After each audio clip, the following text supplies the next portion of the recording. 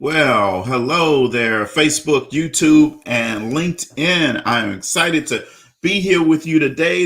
I am Cedrick LaFleur, and I am going to be your lone host today on Talk Leadership with Cedrick and a Cuppa Joe on the radio. You know, everybody needs a little TLC with some high energy, and I'm excited to be here with you today. We're going to be going live on the radio here in about 2 minutes, and but I want to just come on live before we go live and say hello to you. Today we're going to be talking about building executive partnerships, and man, today's show is jam-packed. It's April 1st, so it's the start of a new month. It's the start of second quarter, so we know we want you to now get ready to build great executive partnerships. And that's what we're going to be talking with you today, about today on Talk Leadership with Cedrick and a Cuppa Joe on the radio. So we have about a minute left before we go live on the radio. And today show, I'm telling you folks, you're going to really enjoy it. So I want you to make sure you sit back, relax. I also want to make sure that you gain something today. So get your pen and paper ready. I'm going to be talking about the law of addition. We're going to be talking about successful partnerships and what it requires from you as the leader to have a successful partnerships with your team and with everyone around you, specifically around executive assistants as well. So in just a few minutes here, a few seconds, about 20 seconds, we're going to be going live on the radio. So I'm excited that you're here with us today. So just give me 15 seconds and I'm going to hit the go live button, and then it's ready for you to tune in, for you to send us your questions or comments or whatever you may have. So here we go. Well, hello, everyone, and welcome to my world. Welcome to IBGR Network, now known as International Business Growth Radio Network. I'm excited to be here with you today. I am your host, Cedrick LaFleur, and you're listening to Talk Leadership with Cedrick and a Cuppa Joe on the radio. You know, everybody needs a little TLC and some high energy. So today we're going to be talking about building an executive partnership. Now, what I want you to do is go to our website at ibgr.network, and you can find our show notes that we post there. Again, it's ibgr.network. But better yet, what you could do is just go to the App Store or to the Play Store if you have Android, and download the app. And the app is IBGR. When you're going to see that come up, you just click on download, just like you download any other app. Now you're going to have access to not only me, but also access to all of our talent on this radio station. And you'll have access to their show notes and to what they're doing. And we focus on businesses and helping you in every phase of your business. So I'm excited that you're here with us today. Building executive partnerships is what I'm going to start talking about. It's what we're going to be talking about all the show. So if you have any questions or comments, feel free to put them in the chat and in the comments, and I'll definitely reply to those as I see them come across. But I want to start off with this story. It's titled "A Pound of Butter." There was this farmer who sold a pound of butter to a baker, and one day the baker decided to weigh the butter to see if he was getting the right amount, which he wasn't, and he got angry and he was upset. So he took the farmer to court. Now the judge asked the farmer if he was using any measure to weigh the butter. Well, the farmer replied, "Your Honor, I am primitive. I don't have a proper measure, but I have a scale." The judge asked, "Then how do you weigh the butter?" The farmer replied like this. He says, "Your Honor, long before the baker started buying butter from me, I have been buying a pound loaf of bread from him. Every day when the baker brings the bread, I put it on the scale, and it gives me the same weight in butter." See, if anyone is to be blamed, it is the baker. Now, the moral of the story and in life is what you get what you give. See, don't try and cheat someone else and you won't get cheated. You see? Now, it's going to take you a few minutes, some people a little bit longer to catch on to what I'm saying here is. But building executive partnerships requires that everyone connects. It's like I said on my shirt, connect with God. Everyone connects at the same place, right? It can't be I'm getting over on you or you getting over on me. We have to connect at the same level. See, as your dream increases, the need for team increases. Before you can add an effective team member, you must be an effective leader. The law of significance says one is too small a number to achieve greatness, right? Now, so you have to understand that you're going to need somebody along your journey when you're building your business. And if you're already into your business, you're going to need someone to help you. See, you can't make the product, sell the product, and grow the business all at the same time. There are going to be other people that's going to have to help you to expand and to grow and say better. So building executive partnerships is extremely important. Now, the definition of a nightmare is big dream on a bad team. See, you need a great assistant alongside you on a great team. You see, now we're talking about the right-hand person, the person that you say, this is my ace. This is the person that helps me. This is the person that gets it done. We can count on that person. That's what we're talking about here. Your right-hand person. That could be an executive assistant. That could be a chief of staff. That could be chief of operations, whatever you call that person. They are your go-to person. Okay. See, a good assistant or executive assistant is like a good air traffic controller for your life, not just your business, but your whole life. See, they manage all your obligations between work, family, social obligations. Anything in your business, they handle it. The characteristics of a phenomenal executive assistant are difficult to distinguish without first distinguishing the characteristics of a phenomenal boss or leader. You see, the law of addition says leaders add value by serving others. See, the bottom line is leadership isn't how far we advance ourselves, but how far we advance others. The critical questions that you have to ask yourself are you making things better for people who follow you? And if you can't give some evidence of you're making things better for your people or for that assistant, then you're probably a subtractor.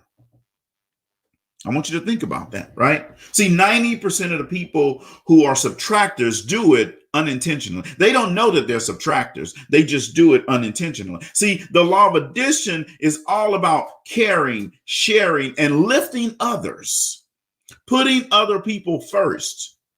See, because that's what leaders do. That's helping other people grow. And when you do that, guess what happens in return? They help you and your business grow. The CEO of Costco, Jim Sinegal, right? He continually gave back to his employees and invested his time in them. He met with them where they were and on common ground. Now, I'm going to say that again because it's important that you understand this. He met with them right where they were and on common ground. He didn't come in and say, well, I'm CEO and I'm this and I'm this and I'm this and you're down here. No, he met with them right where they were and on common ground. See, the lesson that we can take from Jim, from Mr. Sinegal, is continually adding value to others is what great leaders do. And when you add something, it makes life better. See, you got to strive to be what we call a servant leader. Servant leaders don't have to tell everybody they're a servant leader. People know it because of what you do and how you do it. They call you a servant leader. Got it? So, for um, uh, successful partnerships, there's some requirements of the leader.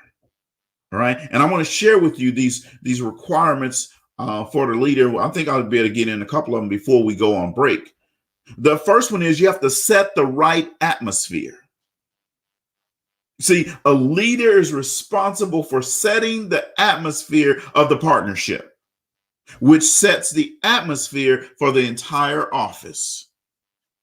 You got to make sure that you get that. The leader has the responsibility of setting the atmosphere for the partnership, which also then sets the atmosphere for the entire office, for the culture. See, the right person plus the right principles equals the right atmosphere. Now, you know what happens if it's the opposite, right? I don't even have to say it. The right personnel plus the right principles equals the right atmosphere. See, the leader cannot abdicate setting the tone, setting the atmosphere for the office.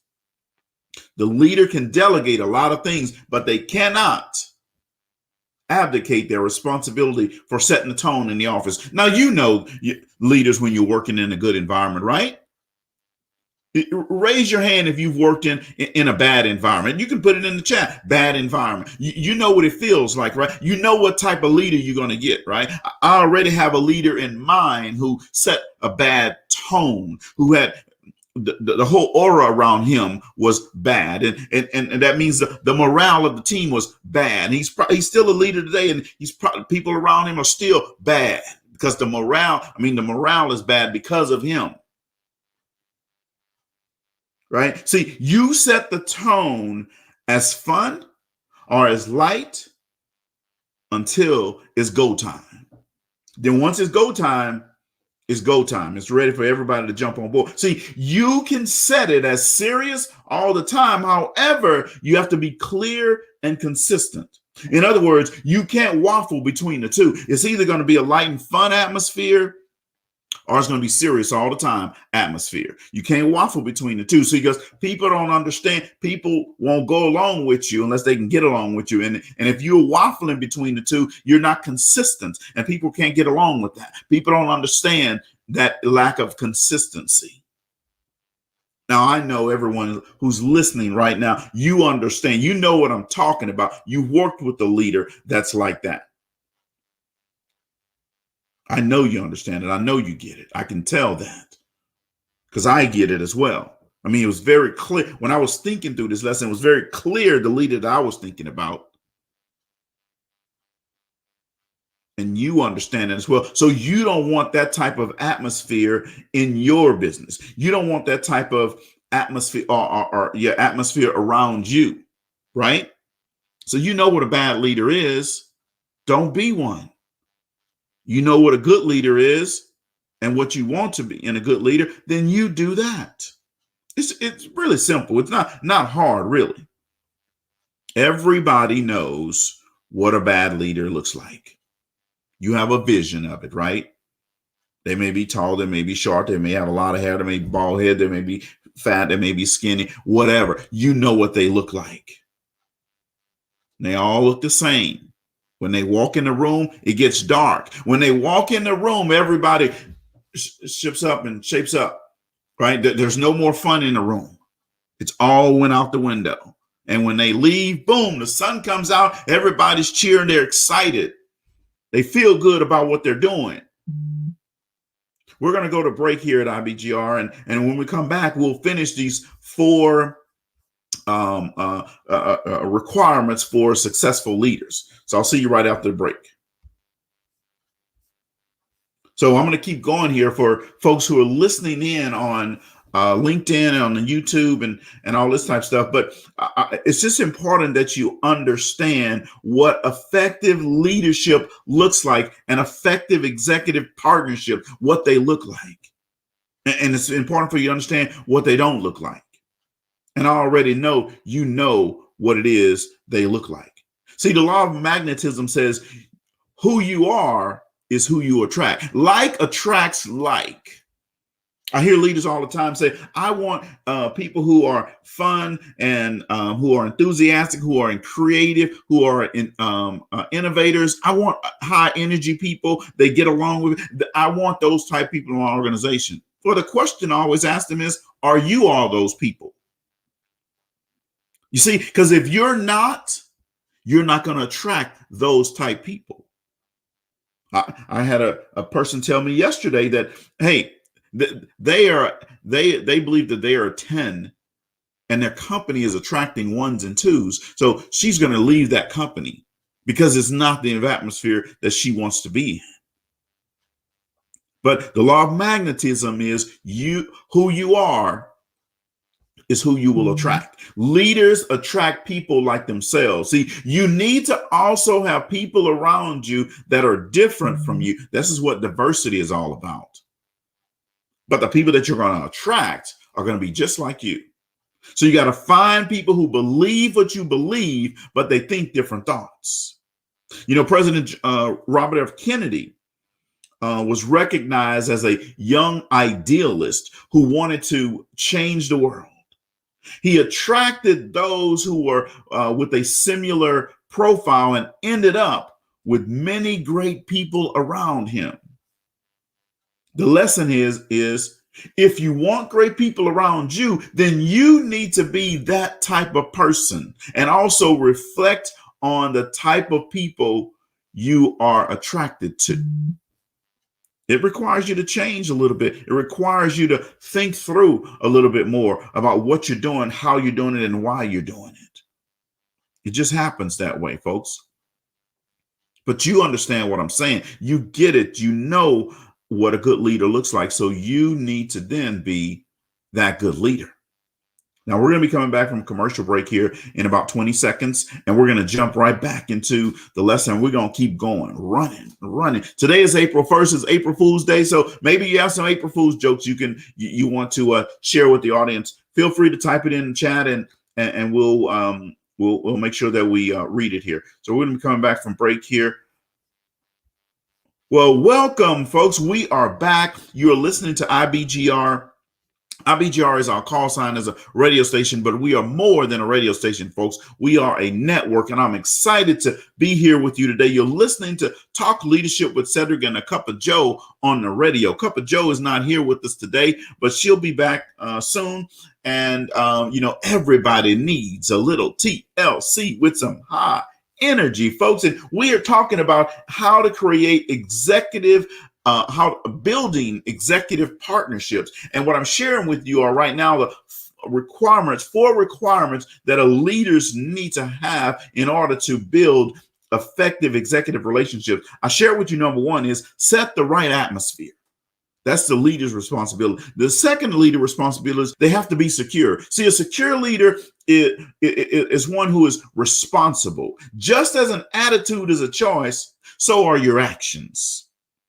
Right? If someone can handle something 80% as good as you, then empower them and let them do it and be okay with that.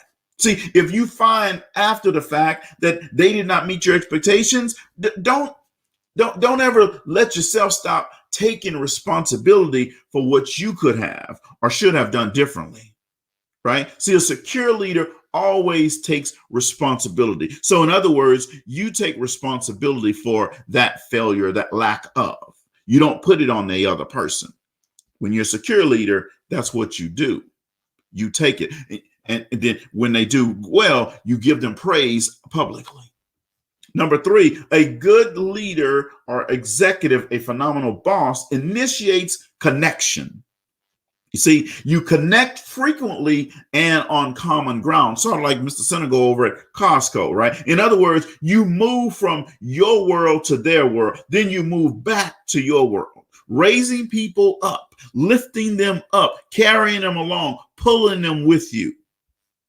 See, normally the executive assistant hears from the leader when something is wrong. Are you that type of leader? You only deliver bad news? We call them bad news Bob. That's all they want to do is deliver bad news. When something goes wrong, when the sales numbers are not right, here comes bad news. Then they want to call you and get on the phone with you. And you don't want that, folks. I call it bad news Greg. Because Greg comes with the bad news. Here comes Greg when you don't hit your number. He always has something to say. Chop, chop, chop. But when good news here, when you hit your number, you don't hear anything. And folks, let me tell you what, that's not the mark of a good leader. You should hear from your leader when things are going good and when things are going bad, not just in bad times. See, great leaders always finds a way to catch people doing something right. Let me say that again. Great leaders always finds a way to catch people doing something right. Don't just call them when your travel arrangements were messed up or the sales numbers were down. And you got to call them when everything worked out as planned. See, phenomenal leaders, a great boss does just as good a job of telling the assistant that things went right. Hey, great job on what you did here. I appreciate you making sure that my travel arrangements were right. I appreciate you for this. I appreciate you for that. Thank you for doing a great job on that. It's not just a matter of, well, that's their job that they're supposed to just meet their sales goal or make your travel arrangements. They want to hear you say, thank you for a job well done. Just like you want to hear from your upline, right? Well, it's the exact same thing.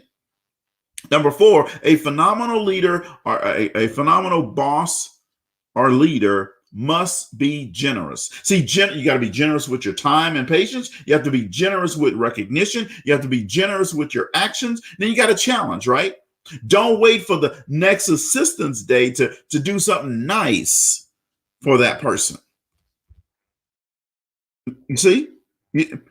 Any time is a good time to do something right. And you got to be generous with your expectations. Number 5, you have to be teachable. The leader has to be teachable, right? And number 6, clarify what is important to you. See, people can't read your mind. People don't know what your expectations are if they're just in your head and you've never verbalized them. So you have to clarify what is important to you. Communicate clearly what things are important to you so they are not having to guess. Guesswork causes more problems in businesses than anything else because the leader hasn't set the vision. The leader hasn't set clear expectations. The leader hasn't done it. And then the leader has to take responsibility for that. Clarity from a leader equals success from the assistant. I'm going to say that again. Clarity from the leader equals success from the assistant. See, let me show you how communication can get muddied up, right? I just want to share this with you and you follow along with me here. See, the president, this was a letter to the president, to the academic, from the president to the academic advisor, wrote a letter on Thursday's Halley's comment. And here's what he said. He says, Halley's comment will appear over this area, and this is an event that occurs once every 75 years. Call the division heads and have them assemble their professors and students on the athletic field and explain this phenomenon to them. If it rains, then cancel the observation and have classes to meet in the gym to see a film about a comet. That was the president to the academic vice president. Okay, that was the president writing to the academic vice president. Now, the academic vice president sends a memo to the division chairman by ordering, he says, by order of the president, next Thursday, Halley's comment will appear over the athletic field. If it rains, cancel classes and report to the gym with your professors and students where they will be shown films on this phenomenal event, which occurs only once every 75 years. Now, the division chairman sends a letter to the professors by order of the phenomenal president. Next Thursday, Halley's comments will appear in the gym. In case of rain over the athletic field, the president will give another order, something which occurs every 75 years. Now, here's the memo from the professors to the students. He says, next Thursday, the president will appear in our gym with Halley's Comet, something which occurs every 75 years. If it rains, the president will cancel this comet and all that and all that's and all that stuff about this phenomenal field will be canceled.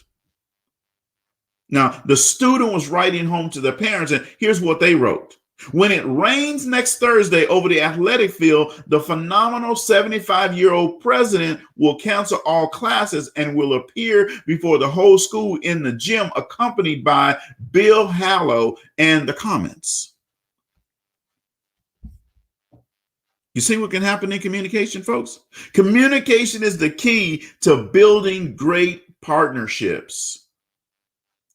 Great service is critical to great service to others is critical. Right? Now, you never want to have that type of bad communication, but I'm sure you've seen it before, right? You have to just make sure that you don't contribute to that. Great service to others is critical. Now, here's something. Customer service is often so bad that we've come to expect and accept the worst. Now, similar to this story about the communication, right? Let me give you an example. There was a person who was wanted to buy a car, and he paid the dealer. He saved up. Well, first of all, he saved 15 years to buy a car. He paid the dealer. Then it was told that it would be 2 years before the car would be delivered. Now, the man didn't get angry. He simply asked, do you know what day 2 years from now? Now, the dealer wondered, what difference would it make? But he still looked up his calendar and he said, exactly 2 years from today. Now, the man looked worried. Then he asked, do you know if it would be delivered in the morning or the afternoon? Visibly irritated, the dealer checked the schedule and said, in the afternoon. Now the man's face lit up and he said, that's great, he said, because the plumber's coming in the morning. See, folks, we've come to expect and accept bad customer service. Communication is the key to building great partnerships. Great service to others is critical. And we're responsible for that, folks.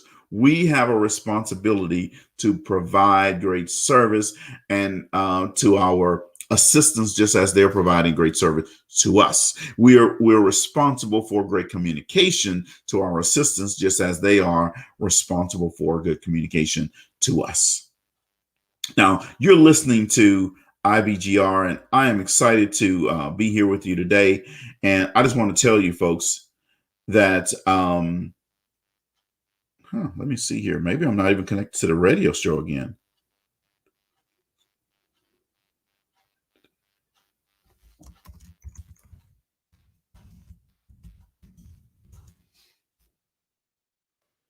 Okay, maybe we're having some problems at the radio station, but I am connected to the radio show, folks. Well, we'll work out some things here on the radio show to see what's going on. But for some reason, I'm not sure why we're not connected to the radio station. So give me a second here, and we're going to continue here.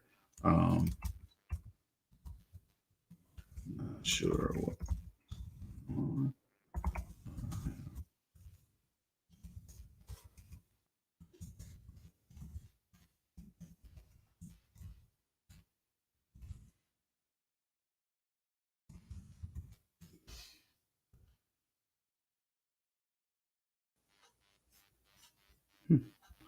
Yeah, so I'm not sure what's going on, but we weren't connected to the radio station for some reason. Let me try it again to see we'll try it again after the break and see what happens. But that happens, folks, sometimes when you're doing live radio, when you're doing live anything, you can have technical issues. But let me see what's going on here, and we'll get connected again. You're listening to Talk Leadership with Cedrick and a Cuppa Joe on the radio. And yeah, I am connected, but I'm not sure why they don't see me live on the radio here. Let's see here. Let me connect it again.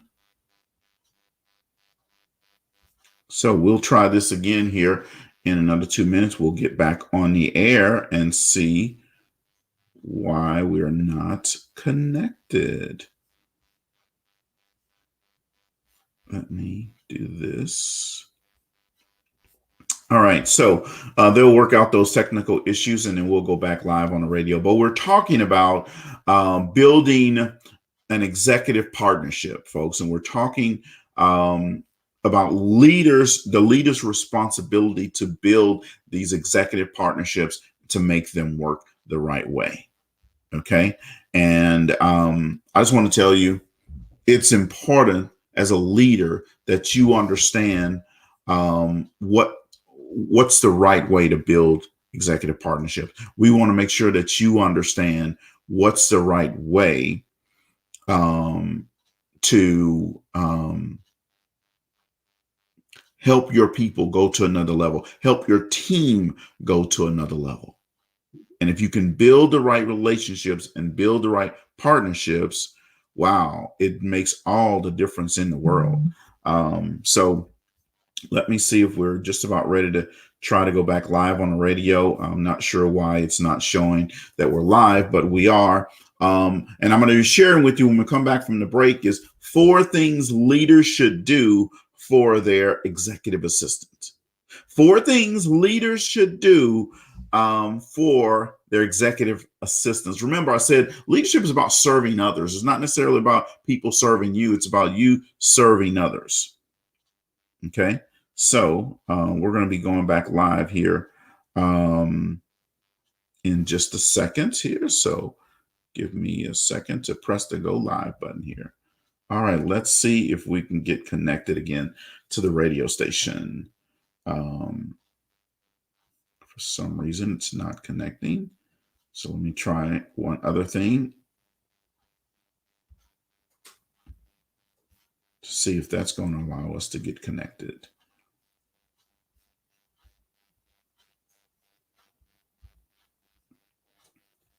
We'll try one other thing. It doesn't look like we're going to get connected to the radio, folks. So we're going to keep going here live. But you can't, you're not listening. I've been listening on great show as always, but you're not connected to the station. I'm connected. It's trying to connect, but not connecting. So I have tried multiple internet options. Just says connect. Try one more thing, folks, and then we're going to get running again here to see if we can get connected for some reason. Oh, there it is. We are now connected. I see. It looks like we are now connected to the radio. It looks like we are now connected to the show. All right. So, folks, sorry about the technical difficulties, but we're live online and we're live on the radio station now. It looks like it's coming across. So I'm not sure what's been happening, but I have been here. Sorry if you've been missing me, but I have been here. You're listening to Talk Leadership with Cedrick and a Cuppa Joe on the radio. You know, everybody needs a little TLC and high energy, and we're talking about building executive partnerships. There's 4 things that leaders should to do for their executive assistants. Number 1 is they should live a life of integrity, both personally and professionally. What does that mean? Be consistent. The results are undivided loyalty. It just happens that way, folks. Number two is you have to give affirmation and encouragement, meaning catch them doing something right, catch them doing things right. The results are they will place your agenda first and they will promote a then some attitude. Do you get that, folks? They're going to put, if you catch them doing things right, they're going to place your agenda first and they're going to promote a then some type of an attitude, right? Number three is, before I go there, under number two is they also anticipate your needs and they act on it before the need is expressed. So when you think good of them, they're going to think good of you and they're going to anticipate all of your needs beforehand, right? Number three is you have to mentor and teach by example. See, the results of that is it increases the assistant's personal and professional growth. It's an awesome feeling when others tell that person's growth has been phenomenal because of you, right? When they grow and they feel good, they're going to say, it's because of what you did as a leader that helped me grow. You see, so you have to be a good mentor and you got to teach by example, right? Number four is the fourth thing that good leaders must do. They must communicate openly and honestly. See, if you can't be open and honest with your right hand, you need to change. If you can't be open and honest with your right hand, then you may need to change. You don't may need to change. You have to change, right? If you have trust issues, then you have the wrong person, right? The result is when you have that open and honest communication, a tremendous amount of trust with no hidden agendas from either side. The law of respect says people naturally follow leaders stronger than themselves. See, there are 6 qualities that help the leader gain respect. And I want to share those with you. See, natural leadership ability is paramount, right?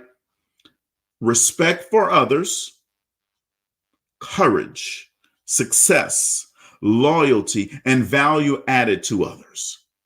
Now those are the 6 qualities that help the leader gain respect with people. But let me help you out a little bit. See, respect for others. Here's the thing. Trust leadership is voluntary. True leadership is voluntary. Okay. You can't force someone to follow you. You can't force someone to let you be their leader. It's voluntary. I allow you to lead me. You can't force me to let you lead me, right? The next thing is when people respect you as a person, they admire you. When people respect you as a friend, they love you. When people respect you as a leader, they follow you. That's the difference right there, folks. When they respect you as a person, they admire you. When they respect you as a friend, they love you. However, when they respect you as a leader, they will follow you.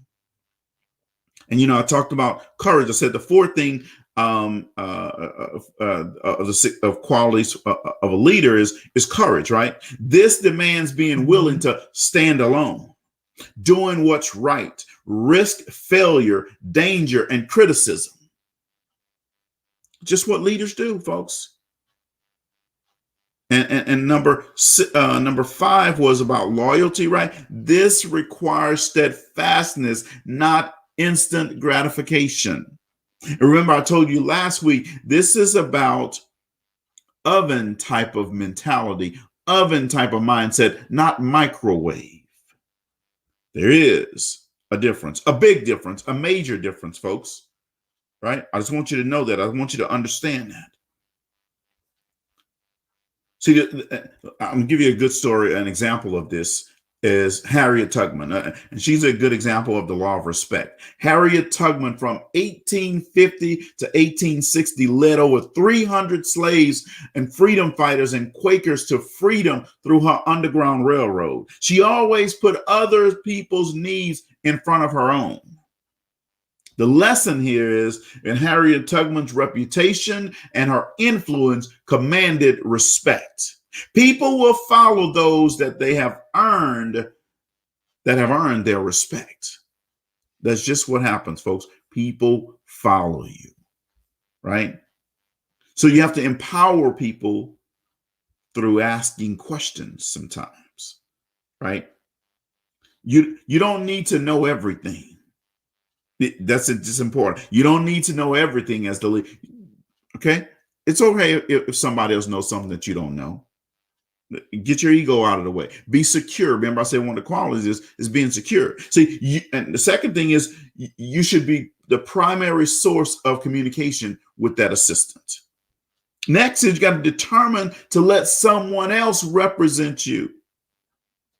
That assistant may be able to represent you better than you because they have greater influence with this other person. So it's okay. Let them represent you. Determine to not leave a meeting without handing things off. Delegate. When you delegate responsibility, you build leaders. When you delegate tasks, you build followers. Be a leader builder, right? Then you got to determine to remain in your strength zone. Stay in your zone. Don't try to get off into everybody else's zone. Operate from areas of strength, not weakness. And then the last thing is determine to delegate others. And really means delegate to others. It's okay. I just want you to know, if no one ever told you that it's okay to delegate, I'm telling you. So now you know it's okay to delegate. It's okay to have other people do things for you to help you out. Now, I want to share with you some more things here. We're going to go to break here in a couple minutes, but what I want to share with you is the law of magnetism. And the law of magnetism that says who you are is who you will attract. Like attracts like. Actually, I shared that with you earlier. So I don't, for some reason, it was in my consciousness again to share the law of magnetism. But we talked about that a little bit earlier, right? Like attracts like. So you have to be willing, and you have to understand. You have to know that you can attract tens, eights, nines, and tens into your business if you are a 1, 2, or 3. You're going to attract 1, 2s, and 3s every day, all day, and twice on Sunday. Okay? So you can't build great teams without having the characteristics of an effective leader. We discussed earlier about clarity. And we're going to keep discussing around clarity because it's just so important, right? You can never have too much clarity. If you expect results, hire winners. If you expect the right results, hire winners and give them clarity. You cannot win if you don't know the target. You cannot accomplish a great partnership if you don't know if they don't know the expectations. No, I'm going to say those things again because it's important that you understand these right before we go to break here. If you expect results, hire winners. If you expect the right results, hire winners and give them clarity. You cannot win if you don't know the target. You cannot win. You cannot accomplish great things or great partnerships if they don't know what the expectations are. It's important that you understand that. Now, you're listening to IBGR Network, and we're excited that you're here today. And I'm Cedrick LaFleur, your host of Talk Leadership with Cedrick and a Cuppa Joe on the radio. And I'm excited that you're tuned in. Everybody needs a little TLC with some high, baby, high energy. And whoo, man, it's always good when it's Thursday at 2:00 Central Time. And I'm excited to be here with you today. We're going to take a little commercial break, and we're going to come back, and assuming that we're going to get connected again, and we'll be right back after this break. So for folks on Facebook and LinkedIn and YouTube, let me tell you what, folks, we're going to keep running while we're on commercial break from the radio station. And here's what I want to tell you, folks. It's essential to hire the right person, right? See, too many people look at positional requirements before they look at personal requirements. I'm going to say that again. It's essential to hire the right person.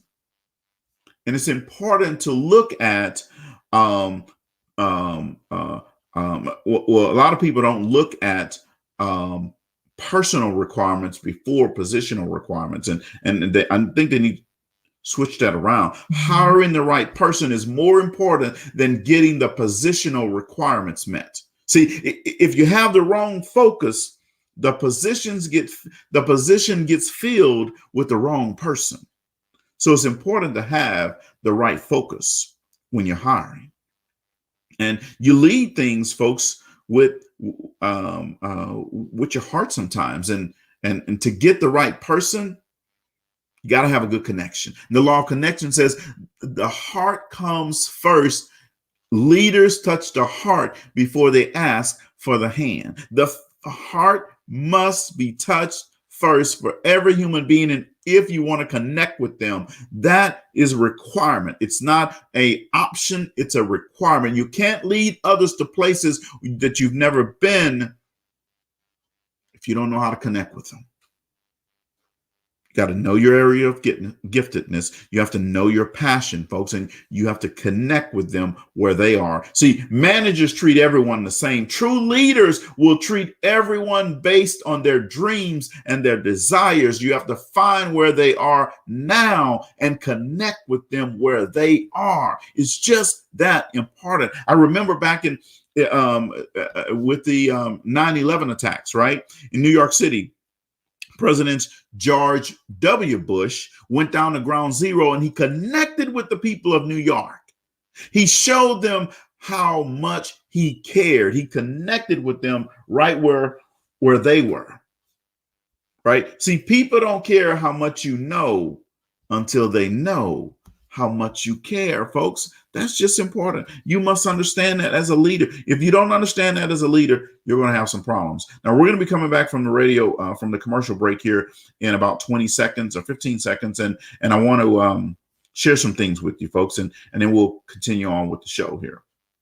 So give me a second, and I'm going to hit the go live button, and we're going to get running again for the final segment of the day. All right, folks, we are back. We're connected. You are listening to IBGR Network, and IBGR is our call sign as a radio station, but we are more than a radio than a radio station, folks. We are a network, and I'm excited to be your host today. You're listening to Talk Leadership with Cedrick and a Cuppa Joe on the radio, and everybody needs a little TLC with some high energy, folks, and we definitely know that. Now, let me tell you what, folks. This is our final segment for today. I'm going to share some information with you here in just a second, but we're talking about building great executive partnerships. I'm going to share this little story with you here. See, as a group of frogs was traveling through the woods, two of them fell into a deep pit. When the other frogs crowded around the pit and saw how deep it was, they told the frogs that there was no hope left for them. So go ahead and just stay there and prepare to die. However, the two frogs decided to ignore what the others were saying, and they proceeded to try and jump out of the pit. Right now, despite their efforts, the group of frogs at the top of the pit were still saying that they should just give up. They should just go ahead and prepare to die. That they would never make it out. They were saying there's no hope for you. Eventually, one of the frogs took heed to what the others were saying, and he gave up, falling down to his death. Now, the other frog continued to jump as hard as he could. Again, the crowd of frogs yelled at him to stop the pain and just die. You know you've had people that do that to you, right? He jumped even harder, and finally he made it out. When he got out, the other frog said, "Did you not hear us?" The frog explained to them that he was deaf. He thought they were encouraging him the entire time. See, people's words can can have a big effect on others' lives. But you got to think about what you say before it comes out of your mouth. It might just be the difference between life and death. Now, folks, I want to tell you something here, and then we'll get back to the show. Today is April 1st, 2021, and this is no April Fool's joke, folks. I just want to let you know that this is my final show on IBGR.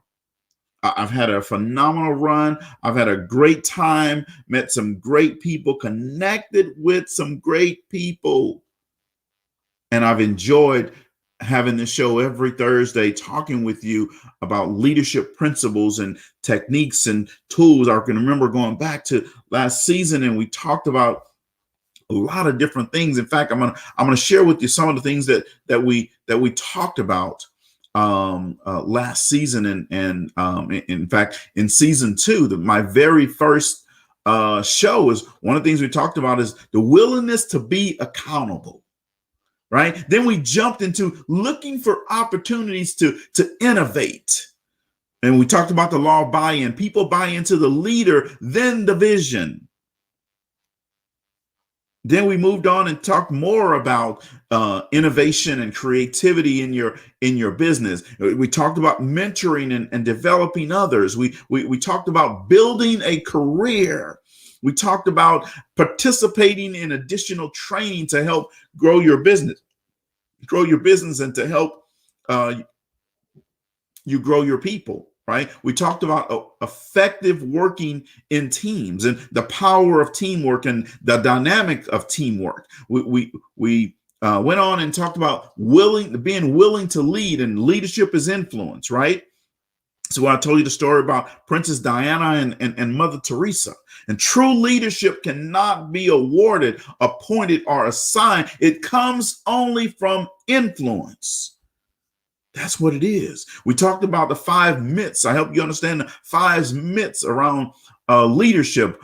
And then we wrapped up season 2, and we started off in season 2 very strong, and I talked about how to connect with millennials and the iGen generation. Went on to talk about comfort zone versus end zone mindset and leadership, and mindset is everything. And we explained to you some of the characteristics of comfort zone, right? And then we jumped into the 3X performance to gaining the leading edge, how to gain that leading edge, and how to get farther than you have ever gone before. And I remember talking about in that session, I said, millions saw the apple fall, but Newton asked why. A lot of people understand that the apple fell, but only one person asked why. Curiosity, folks, that's what it's all about. And the law of curiosity says growth is stimulated by asking why. So keep asking why, folks. Then we went on to talk about the 10 ways of being successful. And I gave you some tips and tools around that. We talked about core values of winning teams, and those 5 core values. You have to know what you want to accomplish. You have to have the right tools. You have to have focus, and you have to be consistent, and you have to stay on task until the goal is accomplished, meaning you can't give up. We talked about the law of high morale. See, when you're winning, nothing hurts. And the law of low morale, when you're losing, everything hurts. Remember that? And then we went on to talk about having crucial conversations. Right? And crucial conversations are discussions between 2 or more people where the stakes are high, opinions vary, and emotions run strong, and the outcome greatly impacts the lives of the people. Right? Then we had our Thanksgiving show where we talked about choosing a life that matters. And oh my God, that was so much fun, that show. And I talked about Carrie Rich and how she started off her business working as a director at Inova Health Systems, and then she wanted to make a difference in her life, and she told her boss that she planned to solicit donations from friends and families to collect things to help people in need. And her boss gave her the first $100, and she went on to raise over $1 million. We talked about the people who most often make the biggest difference are the people who are the first to step up and help out. Then we went on and talked about empowering others to develop others, right? And I said you have to ask the question, why do you want to empower people? Is it selfishly because of yourself, or is it because you want to help other people? Then we went on, folks, and talked about failing forward, redefining failure. And you know, I like Michael Jordan's quote. It says, I can't accept failure. Everyone fails at something, but I can't accept. He said, I can accept failure. Everyone fails at something, but I can't accept not trying. Remember that? Then we went on to talk about going from stuck to start, shifting your team's mindset from could be to could do. I mean, that was a great show. I really enjoyed talking about that show. And we talked about the difference between a person who's stuck and a person who starts is the personal growth gap. The distance between a person dreaming and a person doing is shortened by a person's willingness to grow. See, when your team commits to personal growth, the impact spreads into their home, into their work, and into their community. And that's what you really want, folks, right? Then we went on and ended the season with 10 ways of being successful. We did a replay for you and went on. And then we started this season off here, folks, with some phenomenal stuff. And the first week was all about growing leaders from the inside out. Man, that was a really good show. I mean, we hit the ground running. One thing we said we wanted you to consider is, how would your life change if your influence increased? Would your workload, what about how would your life change if your workload decreased and you focused on using your strengths while others use their strengths in areas of your weakness? Then we went on in show 2, talked about leadership is about influence. And then in show 3, we said having the right priorities is the key to leadership. And show 4 was creating positive change in your life and in your environment. This is where I talked about Lou Holtz is that turnaround leader, right? He went to every college program and he changed things, and they went from losing to winning to all 6 colleges that he went to. And then we went on and said the quickest way to gain leadership is problem solving, right? Our focus as a leader should be to build big people. Big people will handle big issues effectively. Then we went on to a positive mental attitude gives you that extra plus that you need. And we told you to write down 5 things about people you admire, and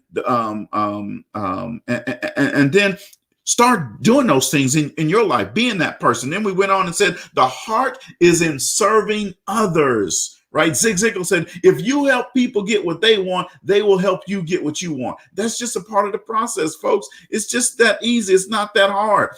Right? Then we went to a couple of weeks ago, vision is an indispensable quality. And then we talked about in week 9, are you willing to pay the price?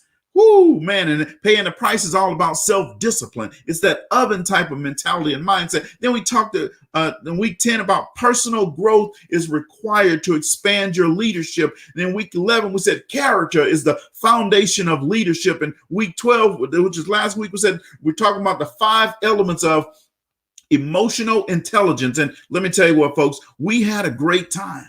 We had a really good time, and I've enjoyed being here on IBGR with you, but it's time to move on and time to do some other things. And Donna is doing some great stuff over here, and she's going to continue leading the organization and running and doing some good things. But today is going to be my final show. This is my last minute and 30 minute in the show. But you can find me on Talk Leadership with Cedrick on Mondays at 6:30 Central Time on Facebook, YouTube, and Instagram. LinkedIn. On Tuesdays at 5:30 Central. You can catch me on Wednesday afternoons for Cut the Card Lunch and Learn series. You can catch me on Thursday with the Thursday edition of Talk Leadership with Cedrick starting next Thursday. You can catch me on Friday at 8:30 in the morning for Friday Mental Motivation. My website is LaFleur Leadership Institute. You can catch me at Wave Youth Leadership. And you're listening to IBGR, and I've enjoyed it, folks. Catch me at grind365series.com as well. I've enjoyed it. Thank you, guys. Have a great day and have a great rest of your life. Bye-bye.